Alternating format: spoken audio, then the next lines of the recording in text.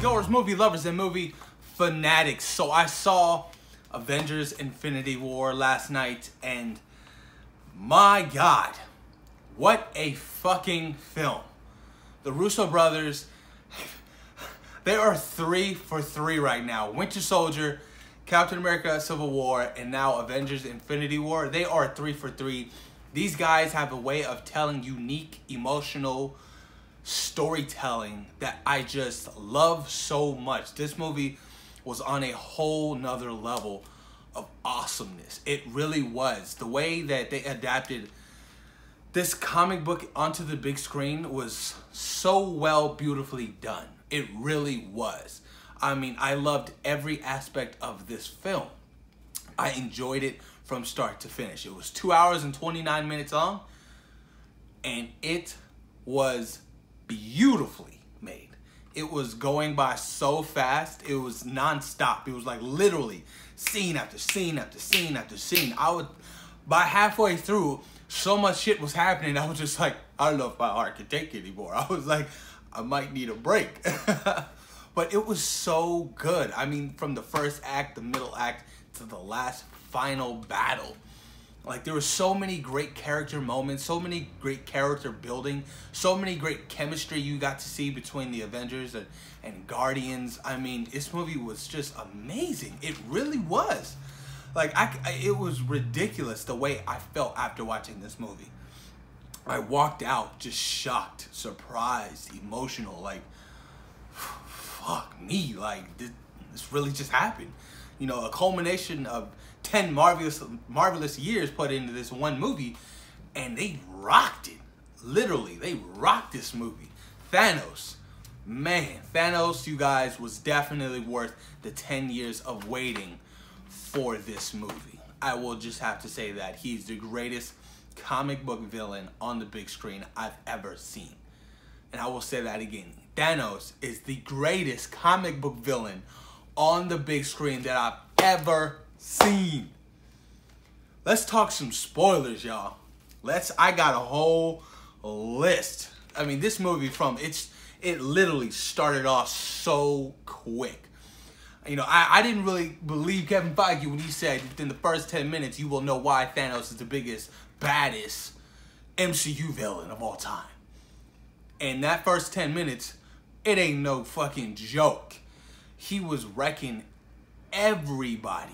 Man, you know, it literally took place right after Thor Ragnarok, like I expected it to. And from then, it was just no holds barred. He was wrecking shit. Him and the Black Order, man, it was crazy. But I have a whole list to hear about stuff I want to talk about, spoiler stuff. So if you haven't seen the film, please do not watch this video. Come back, then watch this video when you're done watching the movie. But man, like I said, start of the movie, I mean, just the death of Loki and Heimdall, like that. I did not expect Heimdall to die. I kind of thought Loki was going to die. But man, just the way that, dude, he manhandled those people. Like, it was so crazy. And when the Hulk came out, that was cool when I saw Loki say, we have a Hulk. That was dope. But the Hulk came out, he did his thing for like 30 seconds, and then Thanos did that whole Mike Tyson shit on him and just put the hands on the Hulk. Like, he beat the bricks off this man. He made him look like a wimp. I've never seen that before. That was crazy. I really loved the interactions between Thor and the Guardians of the Galaxy. I really did. I mean, I felt like they meshed well so together. They're funny. They're emotional when they needed to be. And I love the character growth between Rocket. I feel like Rocket really grew from the last Guardians of the Galaxy. You know, and I really appreciate that. Man, you guys, this movie was so good. There's so much to talk about. Like, look at this list. I have like list and just shit to talk about, man. I'm gonna try to speed through it all. But man, this was just beautiful. I mean, I love the backstory between Thanos and Gamora. I thought they fleshed that out perfectly. It really did its job emotionally for me to feel the feelings. The Black Order was dope. I wanted to say I did like the Black Order, but I felt like they were cheated a little bit. Except for Ebony Maw. I feel like Ebony Maw kind of held his own for the most part. But you know, Black Dwarf and Proxima Midnight or Corvus Glaive, I feel like they're always getting their asses whipped. But man, dude, the first attack on New York City was dope to see. You know, Iron Man with that bleeding edge armor made from that nanotech, which he did say. I thought that was so dope. I was like, fuck yeah. I was like, I knew it was nanotech. Knew it was nanotech. Thanks to Wakanda. That was dope to, you know, to see him interact with Doctor Strange and Wong and Spider-Man. Like, all that was so cool, man. I mean, when Bruce landed in that sanctum to warn everybody, you know, they go to try to find Tony Stark and be like, Tony, you need to come over here. We need your help ASAP. You know, that shit was, man, fabulous. That Spider-Man, dude, Spider-Man. I'm glad we got to see a little bit more Spider-Man. I felt like Spider-Man was more Spider-Man in this film than he was Spider-Man in Spider-Man Homecoming, if that makes any kind of sense. Like, just web swinging style and his fighting, I feel like he's really coming to his own as far as being the Spider-Man that I know, that I've seen, you know, in the TV shows and, you know, the comic book. So that was you know, a good sight to see. The Iron Spider suit can do so much. It was just literally like an arm over him, and it was beautiful. The CGI on this suit was amazing. Love the Iron Spider suit. I love that you know, the things came off the back. I thought that was awesome as hell. Man, what else? Doctor Strange. Let's talk some Doctor Strange. Doctor Strange has really come into his own. He is so more powerful than what we saw him to be in the first Doctor Strange. We got a glimpse of it in Thor Ragnarok, but man, Doctor Strange is really the master of the mystic arts, man. He is awesome. I love Benedict Cumberbatch's Doctor Strange, you guys. I really, really enjoy it. Vision, I appreciate the Vision and Wanda story as well, you know, because most people are like, oh, I don't care about Vision and Wanda, but I was feeling for them.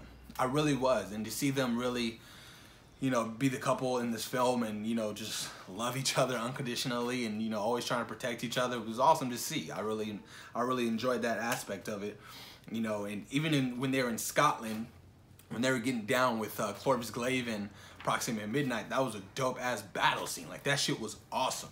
I love that whole entire scene. They were just going at it. Vision got injured because he got stabbed with Corvus Glaive's blade, which, if you know about the comics or if you know read anything up on him, that blade is very deadly. So, you know, he got stabbed a couple of times and he was kind of useless after that. But, you know, what's her name? Wanda, Scarlet Witch, she really held her own. That was awesome to see. I really enjoyed that. And then, of course, you know, the Trinity comes. Falcon, Black Widow, and Cap to help out. That was a pleasure to see. When we first saw Cap in the shadows, I was like, woo, woo. That shit was dope. Loved it. Awesome. That was so much fun. Man, look, this is so much to talk about, man. So much. Even just between the interactions between, you know, the Guardians meeting Spider-Man, Doctor Strange, and Iron Man. Like, at first they, you know, fought each other, didn't really know each other, who they were and what their goals were. But, you know, by the end of it, they were on the same page and they were like, we have to stop Thanos no matter what, you know. What else? Ooh, when he, yo, the Thanos and Gamora relationship is so powerful, so meaningful to this story. I called it. If you guys have watched one of my recent videos, I called it. I said Thanos was gonna have to sacrifice Gamora for the Soul Stone. I fucking called it, and it happened in the movie. I was like, oh, I called it under my breath, of course, but I did call that. I thought that shit was crazy. Yeah, man, when he was just collecting all the stones, man, it was just like no contest. Even like when he went after that, the reality stone, like, you know, some of the Guardians get there and it's just like, whoa, you know, they're seeing something totally different, right? It's because Thanos has altered reality. He had already gotten there, killed the Collector, took the stone, and knew that they were there already. So that shit was intense. I loved Thor, Rocket, and Groot. Their little side story was amazing. Going after, trying to make that Stormbreaker, the God Killer, to take down the Mad Titan Thanos. That was awesome to see. I really enjoyed that. Yeah, man, shit, that was awesome. We got to see Peter Dinklage play one of the dwarfs. So that's what he was, Peter Dinklage. I thought he was, some people thought he was going to be one of the members of the Black Order, but no, he was a dwarf. What else? Whew, surprise cameo Red Skull. I even called that shit. I said, what if the Red Skull was going to be in Avengers Infinity War? And he was. That was awesome. Because I knew he wasn't dead. I was like, you know, what happened to the Red Skull? You know, he grabbed the Tesseract and he went inside the Tesseract and just disappeared. He was on the planet where the Soul Stone was. So that was awesome to see. The death of Gamora, y'all. That was heartfelt. That shit hurt. You felt for Thanos. Because as evil as he was, he still had a heart, love, and compassion for his daughter Gamora that he loves the most. And when he had to sacrifice her and throw her off that motherfucking cliff, man, that shit hurt. That was so sad. I was like choking up, man. I was like, nah, man, this cannot be. I was like, Gamora died. Damn, I was like, just wait until Peter Quill, Star-Lord, hears that shit. He's gonna lose it. Wakanda, man. I love seeing Cap in Wakanda talking to everybody. I felt like that was so cool. I really enjoyed that so much. You know, Cap, Falcon, you know, they had Rhodey was back, of course. Black Widow, Bruce Banner. That was dope seeing all of them, you know, go to Wakanda and talk to Black Panther and just be in that whole facility, and Shuri working on Vision. I like that whole Shuri thing with Vision, trying to really, you know, take apart Vision from the stone so, you know, they can destroy the stone. So she had her own side mission, her and Vision. You know, she was really trying to, you know, plush things out and try to get that stone out of his head. But it was a lot of technical difficulties. It's not easy. I mean, as smart as she is, she did have some trouble. And she was, you know, very limited with time, you know, to get that done. Bucky the White Wolf got that new vibranium arm. That was dope. Didn't really do much with it, though. I thought it was going to be able to, you know, take some kinetic energy of some sort. But no, it didn't. Woo, y'all. That battle scene on Planet Titan with Thanos and the Guardians and Iron Man and Doctor Strange was a fucking fight to see. Let me tell y'all that. That was a fight to see. That was so dope. I loved it. It was so much fun to see, and everybody get down.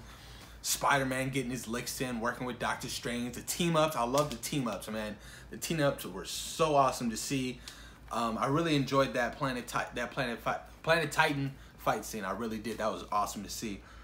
And then, of course, the war in Wakanda. And you had the Black Dwarf there, Claw Obsidian, and Proximity Midnight. Man, they got down with Black Panther and his crew and Cap and everybody. That shit was dope. When it was going off, man, they opened those the floodgates in the middle, and they were going at it. Going at it, man. That was dope. I love seeing Cap and Black Panther fight back to back, side to side. That was awesome to see. It really was. Even the team up between Falcon and Rhodey, War Machine, that was awesome. They are a great up in the air duo. I love the way they work together. That was awesome. What else? What else? Shit. Let's talk about some Hulk and how much of a disappointment the Hulk was. Bruce Banner. I really did not expect that whatsoever. He couldn't turn back into the Hulk because the Hulk wouldn't let him. He just didn't. He got his ass beat by Thanos so bad, he was like, absolutely not. I will not come back. Crazy. Didn't really like that. I was kind of disappointed in the Hulk's and Bruce Banner's storyline. What else? Shit. And of course, you know, Doctor Strange really vowed to save that stone, right? You know, protect it no matter what. But at the end of the day, Doctor Strange always has a plan. He went forward in time millions and millions and millions of times to see if they can create a different outcome. And there was one that worked. So Doctor Strange knew what he had to do in order to get shit done. So he sacrificed the stone to give to Thanos and to save Tony Stark. That was awesome to see. Because, you know, he mentioned, he was like, I will not hesitate to, you know, not help you to protect this stone. But that's not the case. He did help save Iron Man when he got stabbed. And when he got stabbed, I was like, no! Ooh! I was so heartbroken. I was like, this cannot be true. No. So Thanos gets the time stone.